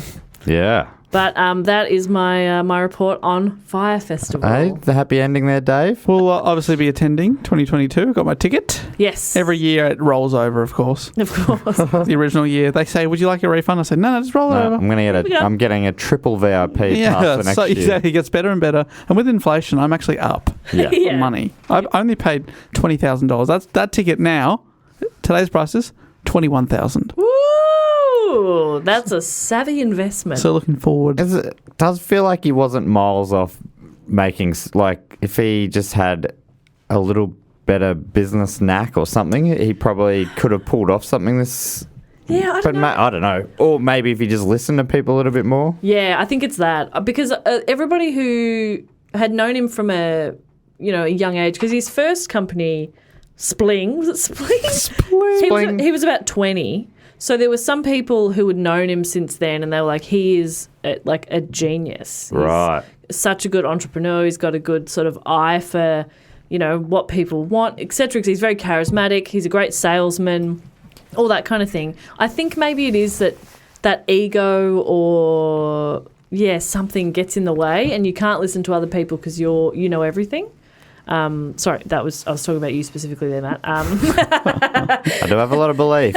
That's always been my issue. Yeah, maybe it's that just sort of stopped him from actually thriving. Oh, He had potential. Just to be able to get it's weird to say, but it's sort of like, what a wild achievement to have such a big clusterfuck. Yeah. Like, you've brought in so many people. You've fucked over so many people. An achievement in itself. Imagine the admin involved with just like... To be that bad. Making false claims about how well your business is doing and stuff like that. It must just be so much work. Yeah, and he just wouldn't have the thing that I would have, which is guilt and stress. It would ruin you. Yeah, none of that. But he's obviously just missing those parts of his brain or something where he just is able to not feel guilty about fucking everyone over. Feel awful. But yeah, maybe just has that thing where he doesn't see it that way. Yeah. you mean lack of shame? I was unlucky. That's all. Sociopath. A few things went against us. It was a good plan. Yeah. Hey Dave, there's actually, I found an article saying 5 rappers who appear in the Fast and Furious franchise. Oh, cool. It's one of the biggest employers of rappers in the world. Yeah, who are the Ja five? Rule's first listed. I think because he's a recurring character, I believe. Yes. But so is Ludacris, who is... Ludacris is the one I was thinking of. He's in 2, 5, 6, 7, and 8. Okay. Whereas Ja Rule's only in the first one. Oh, Right. So when you say recurring... and maybe I agree was with you, thinking of Ludacris. then Jin is in the second one. I've never even heard of Jin. Jin. I don't know, Jin. Bow Wow's in 3 and 7. Oh yeah. He no longer little. Oh, we talked about him recently. Australia's own Iggy Azalea. Azalea. Is Oh. in film number 7. Hickey egg. I didn't know that. Ah, I think I stopped watching it number 5. Don't tell Michelle Brazier. She loves that series. I watched them all in a chunk at some point to get up to date, and I enjoyed them, but I couldn't tell you a thing about any of Nah, them. not at all. But they had cars in it, so my brother loved it. So it was on heavy rotation at our house. I watched Gone in 60 Seconds recently. Oh, yeah. Oh, with the cage. Yeah, that was pretty good. But it just sort of ends, and you're like, huh. What's gone in 60 seconds? Yeah, that's, I guess, the Like, what car. do they lose? I think it's The car is gone from the people who own the car. Is that the hotwire it plan? in 60 seconds, right? Gotcha. Because the movie did go for quite a lot longer than that, which was disappointing. What, 60 minutes? Even more. What? Yeah, it just kept going and 65. going. Well, possibly, but it Whoa. felt like longer. That's but nuts. there was some fun stuff in it. But yeah, it just felt like a bit of a nothing. Anyway, whatever. We're not here to talk about that. We're here to talk about the music of Jin. Oh yeah. Let me look up Jin for you, Dave. I don't know, Jin. If Is it spelled J-I-N or G-I-N? J-I-N. Well, there's multiple things here. There's a Chinese state. There's a dynasty. Where? No. Hang on. Here we go. Jin. Here we go. A 2013 Turkish-German film. No, that's not him.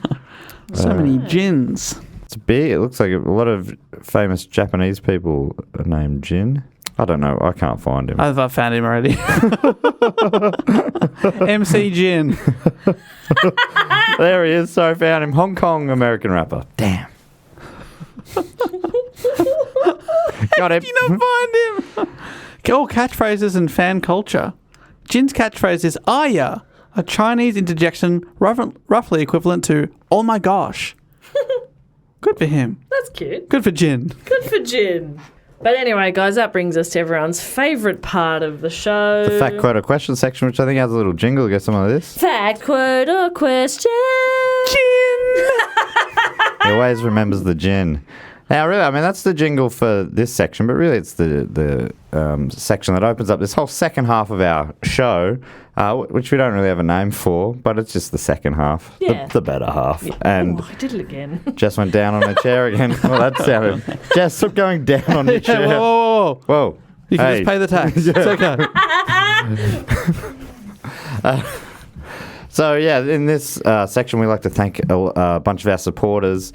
If you get on board at patreon.com/dogoonpod or dogoonpod.com, you can support us for a bunch of different levels, different amounts of money, and this is sounding very much like And it sounds like Fyre Festival, Festival, but we honestly put out the stuff every month. yeah, we're good. We're good on our promises. Good for it. We've got a multi-year track record here, people. We actually do put it. out over 100 bonus episodes. We put out. We do. We go down on chairs. We put out episodes. The most recent bonus episode that we put out probably last week at this stage, but when this one comes out, is I went back and did one of our most requested mystery topics, Dyatlov Pass. We did many years ago. I did a Dyatlov Pass Part 2 because it's been 2 in the last year or so.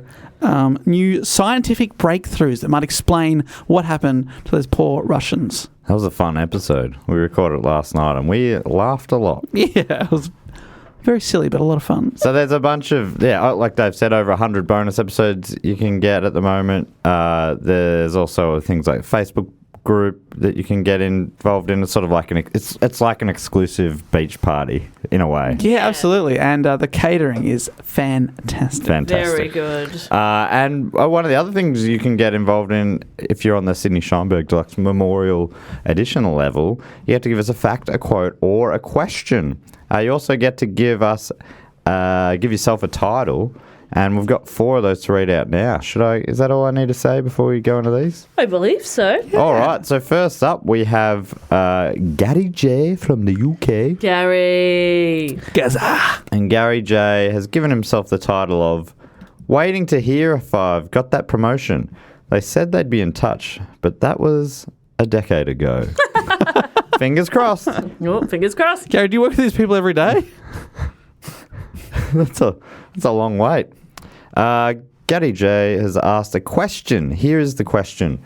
I found out not long ago colour telly was first broadcast in Australia on ABC TV on the 28th of Feb. Bracket, I thought I'd make it easy for you to pronounce Feb. Wrote Feb instead of February. 1956? That's TV was 1956. Damn, Colour colour TV was was later. 75. Oh, yeah, way later. He said it was on something called Auntie Jack Introduces Colour in a one-off telly special edition of the yes. Auntie Jack show, which is a clip they play every now and then on sort of his TV docos in Australia, where the colour's sort of creeping up from the bottom of the screen and the characters are saying, "Ugh, get it down," like it was rising water almost. Pretty clever. Hasn't got to a question yet, Gaddy, but we'll continue on. It was created 2 years after the Auntie Jack show finished and featured the main character, Auntie Jack, played by Graham Bond, even though she had been killed off in the last season in 1973. The episode was 5 minutes long and was the first show on ABC television to be broadcast in colour. He said, "Oh yeah, my question is Auntie Jack any relation to Auntie Donna? Sorry for wasting your time, and I hope everyone is well and keeping safe." Not at all. Auntie Jack is actually Auntie Donna's auntie. Yes. All right. You hope as a young person that one day you'll grow up and be an auntie yourself. Yeah. And that did happen for Auntie Donna. So yes, actually, yeah, strong relation there. And they worked in, took up the family business of comedy. Yeah, which is lovely. Working in colour. Yep, they do work in colour. Do you know Auntie Jack's catchphrase or what it was? Was it? I'm trying to remember Jin's catchphrase. No, it was, I'll rip your bloody arms off. Oh, that's fun. That's good stuff. That's good stuff. You know, aunties. Classic auntie. Well, it was like I don't know. Anyway, I've never seen an episode or anything, but apparently it was good stuff. Yeah, great. But comedy doesn't always date that well. And you see clips sometimes, you go, this is what the parents' generation laughed at. Well, there you go. But I think classic stuff. I should probably check out more. You know, like our kids will think, yours and mine, will think that the stuff we find Have you got some funny- news, Bob? Well, the stuff we find funny will be so lame to them, and that'll be so heartbreaking. Yeah. I mean, I guess the lesson is don't share any of your passions with anyone else. Yeah, that's a great point. Especially from other generations. Learned that in the bloody Riverdance episode. Get over it. I won't get over it. Get over it. No. So, Jess, when's our kid due? I don't know. We should ask the doctor. We should ask. It's been a while. I think we've skipped a step, but Will I be godfather over here or? well, we'll just wait and we'll get back to you. Let you know. We'll let you know. Our people will call your people. Put in my application. The next one comes from Paul Meller, who's given himself the title of I'm Batman. That's funny. It's a good title. And Paul's offered us a fact. Here is the fact. It's another longish one here. This fact is inspired by the report on big things as tourist attractions, which was another one of the bonus reports. If you want to hear that, go to patreon.com/2goonpod or That's right. on pod.com. I broke down the history of in Australia. If you're not familiar, we have a lot of big things around the place. Your big pineapple, your big bananas, your big potatoes. We love it big. We're a sunburnt country and we love big shit. And one of them was a big shit. Big shit. They're just roadside tourist attractions is what we found most of them to be. But want to hear this fact from Mella. When I was but a boy, my family often made the short trip from Oldham to Blackpool in northwest England to spend the day by the sea and enjoy the funfair, rides and general cheesiness of the resort. I've heard of Blackpool as a resort town. Sounds fun. I remembered recently that on several occasions there was a huge replica of King Kong climbing the Blackpool Tower, and it used to scare the crap out of me. Never understanding what it was properly back then, I did a bit of research. Turns out that in 1983, for the 50th anniversary of the original 1933 movie, an 85-foot tall inflatable King Kong was attached to the mast of the Empire State Building at a cost of $100,000. However, the giant fake primate did not fare well in the wind so high up and was taken down soon after. The 8-story nylon King Kong balloon, which had a blowout in an armpit during a test, developed a hole in its left shoulder during inflation and lay in a heap on the side of the building's mast. The beast caused mayhem on the streets below as and people... mayhem in the sheets. Not a generous lover. King Dong. The beast caused mayhem on the streets and in the sheets as people in the city were looking up instead of at the traffic. Two biplanes, symbolic of those that shot King Kong down a half-century before, buzzed the building, dodging 5 helicopters that carried photographers and some jet airliners flying special routes to give passengers a view of the ape. The following year, an inflatable Kong appeared in Blackpool. I'm not sure how long it was there, what happened to it since, or even how it was organised, but some of the photos are pretty crazy. It is no wonder I would not walk near it as a kid. That's a fact. Is it fun, Jess? Thank you. Yes, it is pretty fun. Wow. Certainly not boring, which is my domain. See, this is just how we work, Without one of us, we crumble. That's right, because facts are one of 3 things: boring, grim, or fun. Exactly. Thank you very much, Paul. This next one comes from David Loring, who... Do you want to try to see if you can find a photo of that Kong in Blackpool or in the blow-up one in 83? This one comes from David Loring, captain, giving himself the title of Captain of the Edison to Actually Functional Blood Test Machine Relay Team. Remember they had to run the blood to another room to pretend the machine was pretend that it was working. That's yes. right. That's so funny. And David has offered a fact as well. David's fact is the colour magenta is a lie. What? It's known as an extraspectral colour, which means there's no visible wavelength of light that corresponds to the colour. Or in simpler terms, magenta doesn't exist. What we perceive as magenta is actually a combination of red and blue light battling it out in our brains and making us think we see a colour that's not really there. Whoa. All right. That's not a grim fact. Is it boring, Dave? No. But it's very interesting. We need a fourth interesting topic. Fun? Yeah, like telling someone, like, even if you don't go into it, magenta's not real, you go, well, that's kind of fun. Yeah. Maybe. I'm intrigued. Maybe. Please do go on. Well, you're the expert here, but if it was up to me, And it's not. I would call that fun. Well, But it's not up to me. it is fun. Yes. I'm enjoying watching your fun instincts bloom. I enjoy that. I also enjoy, I have Googled, if you look up the Blackpool Museum project, there is a photo of King Kong 1984. Whoa! Oh, that's Look cool. at him go. Love it. That's awesome. That's in 1984, but that photo looks like it's from 100 years ago. Totally. Oh, there it is in colour. Ah, yeah, love it. Yeah, I'd be scared of that. Look better in black and white. Yeah. Everything does. Everything does. The arty. All right. Cheers to you, David. Finally, we've got one. Sorry. The related photo. Panicked woman believes Blackpool Tower is melting after boyfriend's Photoshop prank. He just Photoshopped very badly that tower to look a bit wobbly and has obviously sent that to her. So bad.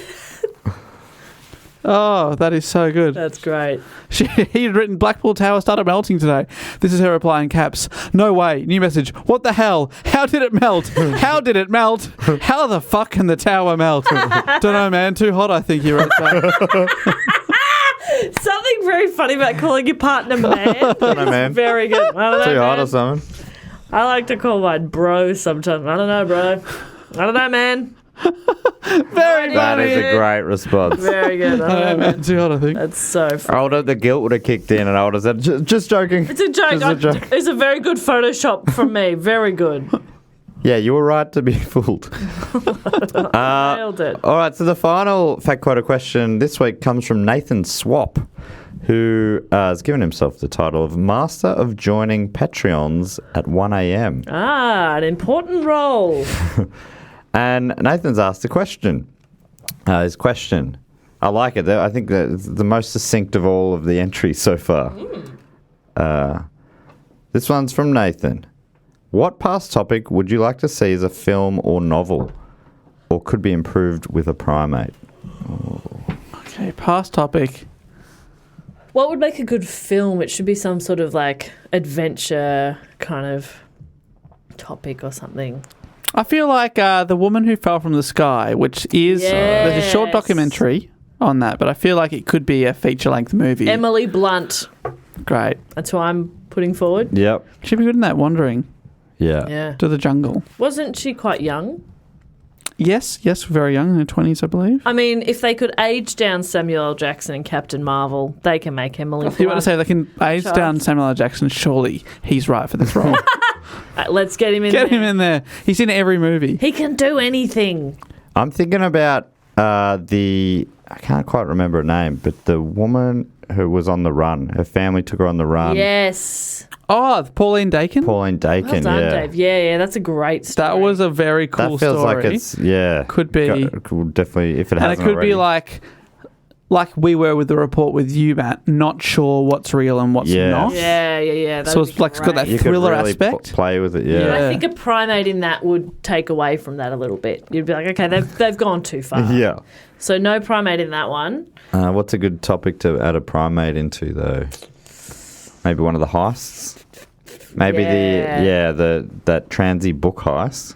So let's get... A chimp as a getaway driver. I was thinking. Yes, Yes. fantastic. Very Get in the chimp sync in there. there. Chimp driver. They're very good drivers, chimps, I assume. I can only assume. If we can do it, they can do it. I reckon that this week's episode could make a good documentary or two. Okay.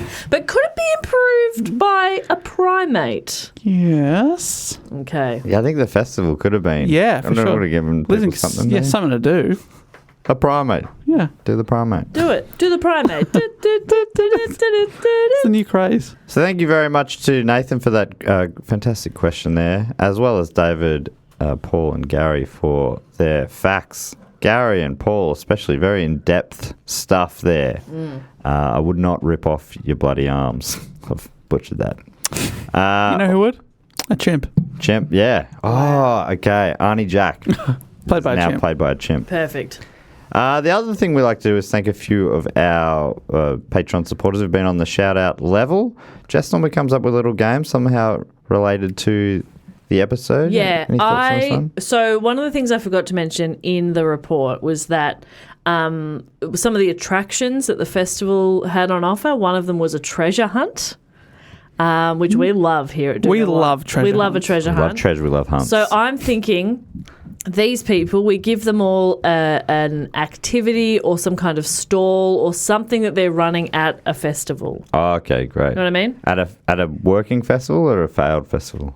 Working. Ooh. Like if Fyre Festival, if they pulled it off and it really was the luxurious thing that they were hoping for, what are these people doing at the festival? They can be partaking or they can be running it.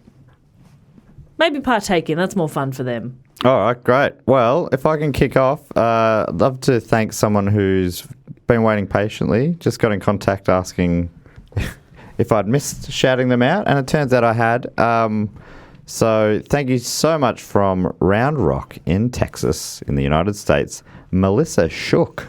Melissa Shook is competing in a hula hoop competition. Oh. But hula hoop's diamond encrusted. Wow. Yeah, that's right. That fire. Classy. Yeah. That's a classy hoop. And so far, Melissa is up to 4 hoops on the go at once. Oh, right. It's a sort of a quantity It's both quantity and quality. and quality. about Quality of the. showmanship. Oh, okay. Sort of judged like the Olympic style, Exactly right, yes. like the gymnastics. There is Yeah, a or the German rigorous judge. criteria. German judge, notoriously hard in the hula hoop.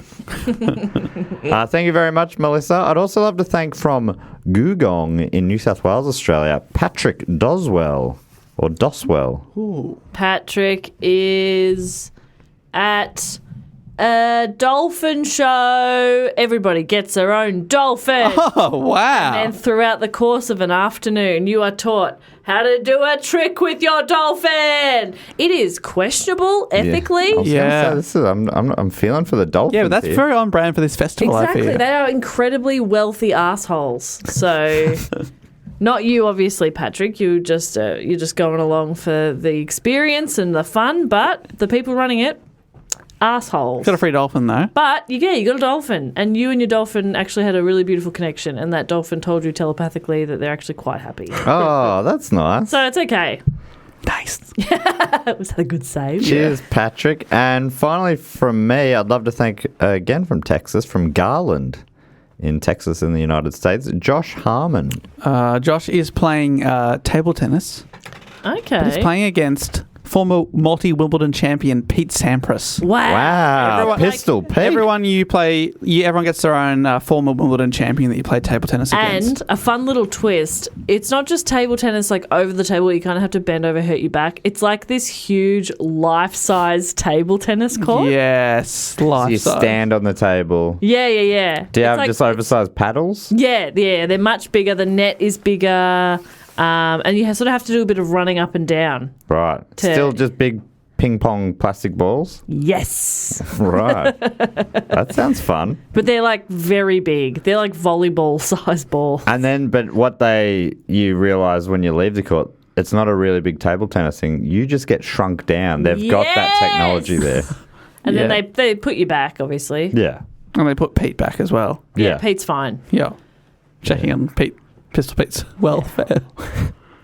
Yeah. Oh, Pistol. He was unstoppable. It was boring when I was a kid. I'm just like, Who's going to win? Oh, he's won it again. Yeah. Great. yeah. Whatever. So there's always been someone like that in tennis, I think, especially in the men's. It's always been someone like that on dominators. this podcast. There's always a dominator. It gets boring because she just wins all the time. It's very sweet of you to say, Bob. Who else wants to thank some? I'll jump in if you don't mind, Bob. I don't mind, please. I would like to thank from Ringsted in DK. Is this Denmark. Denmark? Holy Love shit. this. To Maja or Maha. It's M-A-J-A. Maja Likkegaard. wow. Maja Likkegaard. Fantastic name there. It is Incredible. Denmark as well. Awesome. From Thank Denmark. Thank you so much for your support. I've made some pretty crap suggestions, so very open to No, you I guys loved jumping in. your The ethical suggestions. dolphins? Yeah, that was good. I love when I go to my favourite music festival, the Meredith Music Festival. There's I went to it the first year. I don't think I've been to it since, but there's an outdoor cinema where I once watched Pumping Iron with Arnold Schwarzenegger. Oh, cool. Is there a cinema at Meredith? There used to be at That's least. fun. They had one at Splendor and I never went. Idiot.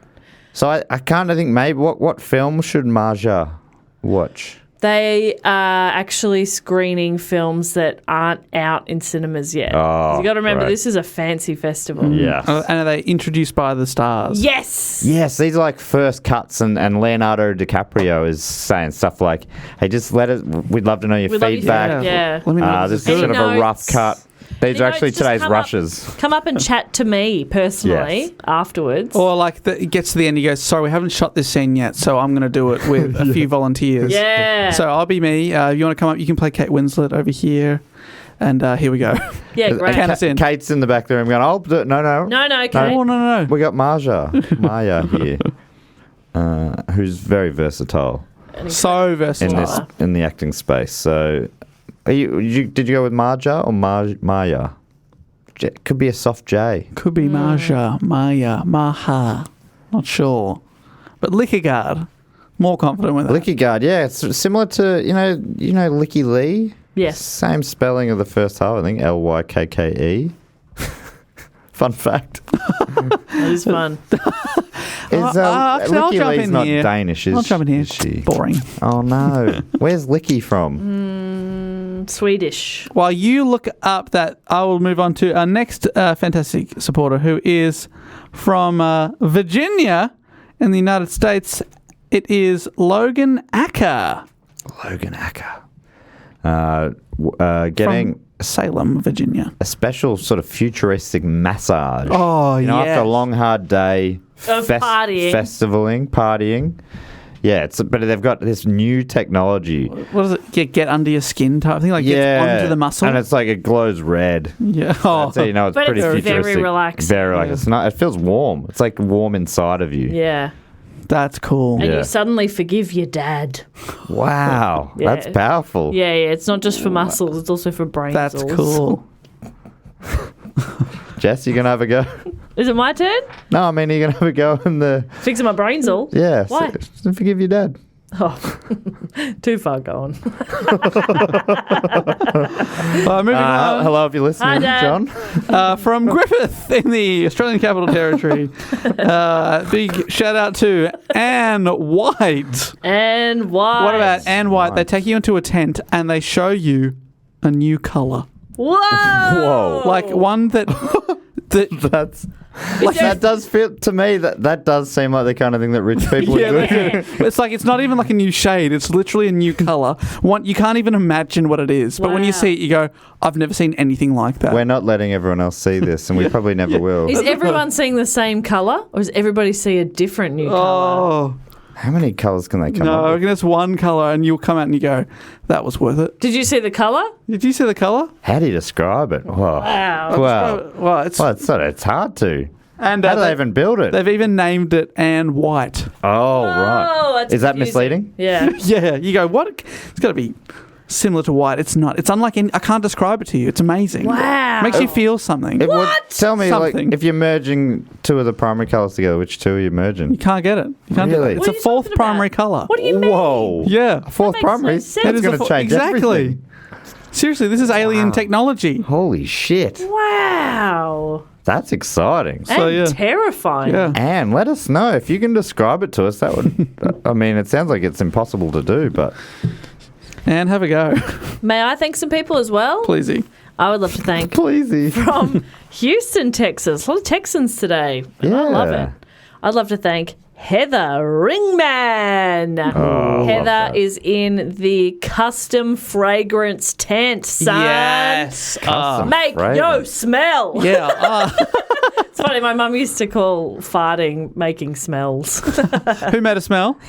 What a positive spin that is. Hey, look at you kids creating things. That's nice. Look at you making smells. Burp. When I was in primary school in prep, so first year, it was our family would say pops. Yeah. Who's done pops? Pops is good.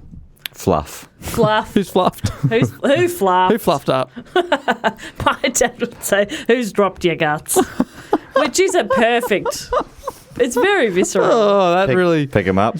Pick up your Who guts. dropped their guts over here? But if you wanted, to in this tent, you can make a smell of someone dropping their guts. Absolutely. It's up, Yeah. You can make anything you like. But ideally, anything. more positive smells, right? Yeah, but it's whatever's positive to you. Oh, Yeah. That's true. You've probably worked through a few things in that massage place. You've got some smells you need to get out.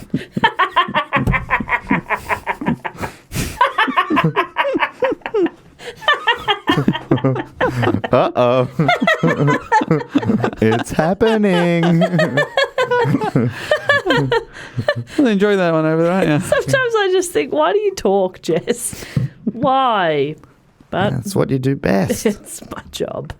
Okay, thank you, Heather. I would also love to thank from Gothenburg. Oh, now we're over to Sweden. I would love to thank Adam Norman. Adam Norman. Adam Norman, I love that. What about? Okay, it's paint your own Picasso. Yes. But it's actually actual worth, Picassos. It's worth... Oh, wait, what? So you come in, like they bring in a Picasso and you get to paint over it if you want. You get to add to it. So it's like a collab between you I'd put a dick on it. and Pablo P. That's amazing. I would definitely people are put a like, dick on this it. Would you put a dick on the crotch? Nah, So what if it's a fruit bowl of fruit? put a dick on I it. put a dick on. So you walk into a tent and they go, this is worth $80 million. Dick. And they hand you a brush and go for it, son. Yes, this is all the sort of stuff I picture rich people doing. Yeah, It's like like, this- hey, you can destroy stuff. Getting your own dolphin wasn't good enough for you. No, I just Ridiculous. don't picture. I think rich people normally care too much for dolphins to be that cruel. But they don't give a shit about Pablo Picasso. Yeah, fuck Pablo Hey, he's Picasso. dead. Paint your own Picasso. Paint your own Picasso is pretty great. Adam is actually a very good artist. Yeah, so thank goodness. he's not just The putting dick dicks on is it. very lifelike. It's very... It's a beautiful. He paints a beautiful. You really picture. go, is that a photograph of You go, a dick? what? Why is there this cubist image with all sorts of stuff going on? There's a nose and an ear on the same part of the body, and then there's also a life, like a life size, but also very well painted dick. Is that dick 3D? No, the shadowing is just that good. Wow. Yeah, Adam's very talented. Just done it again. Has someone put their dick through this painting? Someone's standing behind that painting with their dick through it? It's fine if they are, but I'm just... Oh, no. It is just that accurate. So well done, Adam, you big perv. And finally... Is that finally? Yeah, finally for me, I would love to thank From Summerland. Oh, that Canada, sounds like a that's beautiful nice. spot. Gorgeous. Love to thank Joel Tremblay. Joel Tremblay. Ah, we know another Canadian man named Tremblay. Alistair. Yeah. So it's just funny to leave you hanging there for a second. Who? Sorry? I don't Tremblay. Believe I do. So what's Joel been up to? I think Joel is Oh. Okay, no, you probably have nothing nothing that made me make that sound. Joel is riding a dinosaur. Oh. Wow, dinosaur rides. They brought one back. They bring that. Okay, that's I extravagant. was picturing Ploddy. Is this what we're talking, a big one or a little one? It's a big dinosaur. Whoa. They've brought it back. They've essentially created Jurassic Park.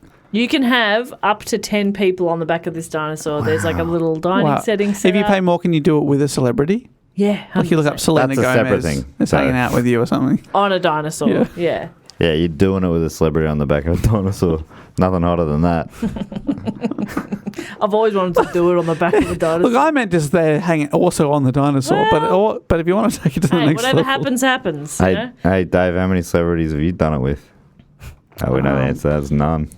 You're virgin.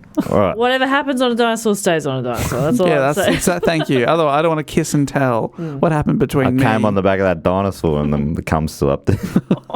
All right, edit that bit out, please. No, Bob, that please. was a lot. That was a lot. I really hope most people have stopped listening by now. I have. That's everyone we're thanking there. The last thing we've got to do is thank a few people for being long-term supporters, Triptych Club members. So to get involved in this is all you have to do is be A legend who supports us on the shout-out level or above for 3 straight years. Amazing. And how are we doing it this week? We've been sharing it around a bit lately. I've enjoyed sharing it around, but We'll go back to the classic. No, not at all. I know for sure that I'll be bad at trying to hype people up. Oh, but it doesn't. That's great, honestly. And then I'll hype you up if you like. Yeah, okay. And I'll then give it a go. So I'll read them out. How many are there? If there's lots, I don't want to do it. There's not that. I don't think there's that many. We could go one, then the other if you like. You want to warm into it because that'd it's your be first good. time. Yeah, that'd be good. Thanks, and then we'll hype Dave. each other up. Yeah, of course. Love that. So this episode comes out on the 19th of May, 2021. What a beautiful day. Going down in history. So we've got 1, 2, 3, 4, 5, 6. 6, all right. 3 each. We can do that. Easy. So the Triptych Club, it's like an exclusive place. Like basically, it's like a very expensive bungalow on the beach. A villa, right on A villa. the You can also. We've also got a yacht. Yes. We make a lot of promises about this club, but we follow through on these promises. Yes, that's right. We book music. We have great food. We have great drinks every week. It changes. Yes, I'm standing on the door. I got the door list. So I'll read out the names before Jess and Dave hype them up and then hype each other up. Jess, behind the bar, have you got a cocktail here? Or do you want me to do that, seeing as you're doing the hyping? No, that's whatever. I've got an idea. Great. I had an idea for a drink before and I lost it. But food-wise, we've got an assortment of cheese sandwiches. So and they're all in those shitty little polystyrene containers. It could be fireball shots. Yes, and a lot of tequila. That's good. Yes, and they're very expensive. Wait, we normally don't charge for drinks. Yeah, but these ones are going to cost you a limb. They're very expensive. Yeah, we're going to rip your bloody I'm arms going off. to rip your bloody arms off. And Dave, you normally book a band. Anyone from We've the Fyre actually Festival lineup? booked a lot tonight. It's every rapper that's appeared in the Fast and the Furious Whoa, movies. gin? Headlined by Gin. You got gin? Gin. Fantastic. Akai. Oh, is it my birthday? I love gin. Yeah, Gin. Fuck, are you able to do a gin shot with gin? Wow. A shot of gin, first of all, is cooked. I know. Oh, my God. Yuck. You are fucked. You're onto the shots of gin. no Shotting good. botanicals. Oh, my goodness. So, the first cab off the rank got in contact with me today saying that they've been on supporting us for well over 3 years, but there was a bit of a clerical error at their end. And anyway, it's a real pleasure to welcome them in, pushing towards a year after when they should have been, I think. About 6 months. Anyway, so you ready to go? Yes. From Wichita in Kansas in the United States, it's Michael DeRizzi. Oh, Michael DeRizzi. What you doing tonight? Yeah, what you Coming into the doing? club. Yes. And then you hype Jess up. Yeah, great. Wait, We hype each other. Oh, yeah. Hell yeah, Jess. Great hyping. Thank you. I think you've added a new step of hype. Just keep the momentum going. I didn't get that one. Wichita, what you doing tonight? Oh. What you doing tonight? You don't have to What get you doing tonight? You just have to okay. keep the flow. Yep. All right. Well, that one was way up above. Now I've got to get down with these new ones. Coming in at a much more Getting timely DeRizzi manner. with it. Yes, Dave, you did it. All right, now from Melbourne. Like getting jiggy, DeRizzi. Getting DeRizzi with it. Okay. Is that something? I thought it was like busy, getting busy. Yeah, great. Yes. Thank you. From Melbourne in Victoria, Australia, it's Georgia Robinson. Oh, here's to you, Georgia Robinson. Yeah, that Welcome is to the club. Good stuff. From Oh, I'm faint. Don't Jeez. worry. You'll get through it. we've had a few Scandinavians in today from Porsen in Norway. It's Asmund Nordhagen. Oh, Norway, you're having a bad time. You're having a good time. Yes. From Brighton in state CO, Colorado, I reckon, in the United States, is Dominic Webster. Well, you're brighten up this party. Yeah. From Werribee in Victoria, Australia, it's Emmeline Oxkowski. Emily, where's she been all my life? Where be? Where I was thinking. Where you been? Think it was going to be yes, thank you. I thought it was going to be a man, so I was going to say where he be. Yeah. But then I had to sort of backtrack. But where he be? Where you been? From Birmingham in Great Britain, it's Troy Swaffer. Oh, Troy Swaffer. From where? From Birmingham, Brummie Well, in Great Britain. Burning up to see you. Yeah. God, that's good. Hell yeah. At one point, Dave hit the top of his drink bottle with his finger a few times. Bow, bow, bow, bow. Yeah. Letterman style, sort of. All right, that's it. That's all our Oh my goodness. inductees into Finished with the best. this Love week. that. Birmingham up to see ya. So welcome in Troy, Emmeline, Dominique, Asmund, Georgia, and Michael. And yeah, if you want to get involved in any of that stuff, patreon.com/dogoonpod or dogoonpod.com. Follow us on the social medias, dogoonpod on Instagram, Facebook, Twitter. Fantastic. Our email address is dogoonpod@gmail.com. And yes. Yeah, I reckon that means. And yes. Michael Derizzi said that he sent an email a while back to explain this thing and he didn't get a reply. And I said, honestly, I'm really going to have a sharp word to Jess because she replies to all emails and one of you is a liar. And then I called him a liar in all caps and exclamation marks. Great. I said, "Are you calling Jess a liar?" Because I did respond with invisible ink.